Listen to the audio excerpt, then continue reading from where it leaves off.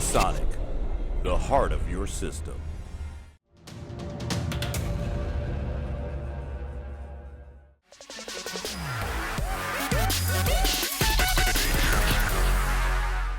Hi guys, it's Silas for Kit Guru, and today we are taking a look at two peripherals from Cooler Master, the CM310 gaming mouse and the MP860 RGB MousePad. So let's kick off with the CM310. Just like the MP860, it features RGB LED lighting, but has been designed with a more budget-oriented gamer in mind, with initial release price of £29.99. However, taking a quick look around retailers now, it's actually available closer to about £25. Alongside the RGB lighting, there are a number of promising features which mark the CM310 as a more gaming-specific product, like its up to 10,000 dpi optical sensor with on-the-fly DPI switching, as well as rubberized side grips to help prevent missing that crucial headshot. The packaging follows Cooler Master's purple aesthetic, and in the box we find the mouse itself all foamed up and a small instructions/warranty manual.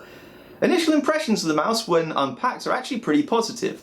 At 100 grams, it's on the heavier side for a budget mouse and feels nice and solid. A quick shake shows no signs of rattle, which is great, and there is no apparent flex when intentionally squashing the sides or the top of the body. The CM310 smooth top also feels really nice in the palm and on your fingers, and although not textured, it still feels pretty grippy. It's not rubberized, but there is a noticeable resistance if you try and drag your fingers across the top. The CM310 has an ambidextrous design, so the rubberized grips match on either side. And one thing I noted is that the grips are ribbed from the front to the rear of the mouse, which makes sliding your thumb forward and backwards to reach the side buttons pretty easy. This makes sense as the rubber allows really solid grip when lifting and moving the mouse, while still allowing easy access to the side buttons. The CM310 only features forward and back buttons on the left of the mouse, so although ambidextrous, lefties might have some trouble accessing these buttons. On the top of the mouse you find the scroll wheel, as well as DPI up and down buttons, and a small circular button for changing LED modes. The scroll wheel feels solid with reassuring tactile bumps which make scrolling up and down precisely easy, and I quite like the small rubber dimples which help with grip. The right and left mouse button switches aren't specified, but they do feel clicky and precise, and the same is the case for the central scroll wheel click. In the hand it feels surprisingly comfortable. I say surprisingly as daily I use the Gigabyte XM300, which sort of mimics the Razer Death Adder in shape. I tend to lean more towards a palm grip, and the XM300 suits this with a slightly more bulbous right hand side. Although the CM310's ambidextrous shape is a little bit narrower at the rear of the mouse, I still found it comfortable in a palm grip, but tended to subconsciously move to more of a claw grip. Both felt comfortable in prolonged use though, with easy access to all the buttons. On the base of the mouse we find a couple of large feet and the PixArt A3325 sensor. The cable is rubber, not braided, although this is understandable at this price, but it's still nice and flexible. At 1.8 meters, there's loads of cable to reach the rear of your PC with some room to spare. Overall, the CM310 feels nice and solid in the hand.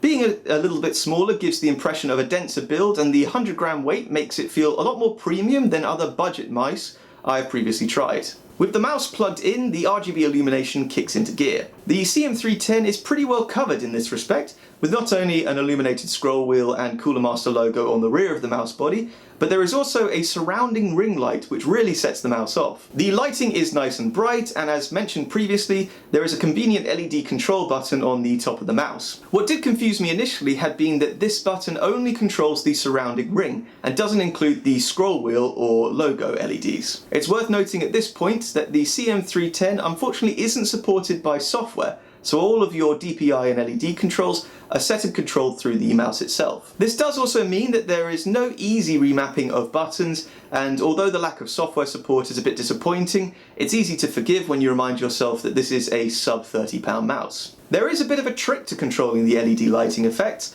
The LED specific button controls the modes of the LED ring, with which you can flick through 5 modes: static breathing, color cycling, and a kind of marquee mode from end to end, and your staple rainbow wave. You can then combine the right click and each of the forward and backward side buttons to change between 3 set speeds or colors in static and breathing modes. The LEDs for both the scroll wheel and rear logo are actually controlled by the DPI up and down buttons and represent your different DPI levels.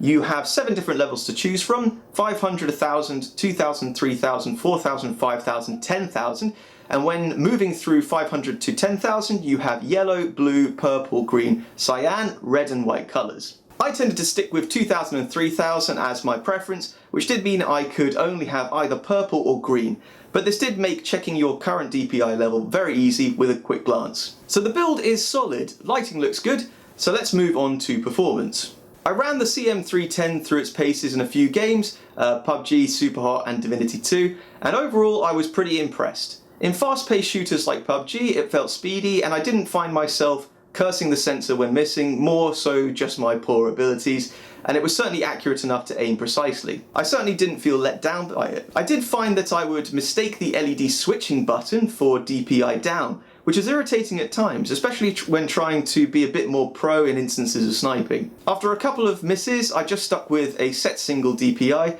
but it did make me think it could have been more practical to have both the DPI up and down buttons next to each other, with the LED switching button closer to the centre of your palm. Whether this is an issue for you will depend to a degree on your play style. Overall though, I was pretty satisfied with its gaming performance. Alongside the CM310, the guys and girls at Cooler Master were kind enough to send out the new MP860 RGB MousePad for review.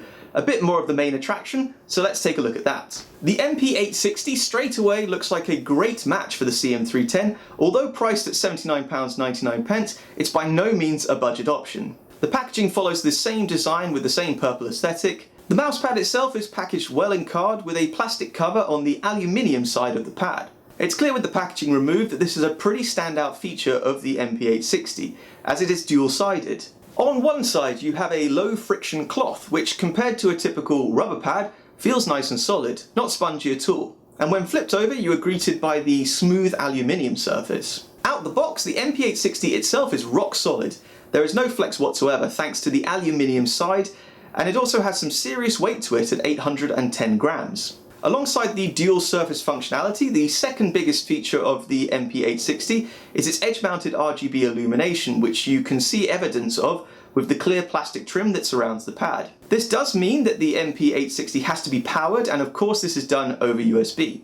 The cable is braided, which is cool to see, and 1.2 meters long, so again plenty of reach to get to the back of your system. Basic setup of the pad just requires connecting it to a USB port and straight away the LEDs kick in. As well as the edge lighting, on the cloth side of the mousepad there is also a small plastic cutout with an illuminated Cooler Master logo, which nicely matches selected LED effects. This isn't present on the aluminium side, but this is understandable, it's a solid metal surface after all. Unlike the CM310, the MP860 doesn't have any built-in controls for changing colours or LED profiles, but it is configurable through software. After connecting the USB cable to your system, it's a simple case of heading over to coolermaster.com and downloading the Portal software. Within the Portal software, you have access to quite a bit more customization.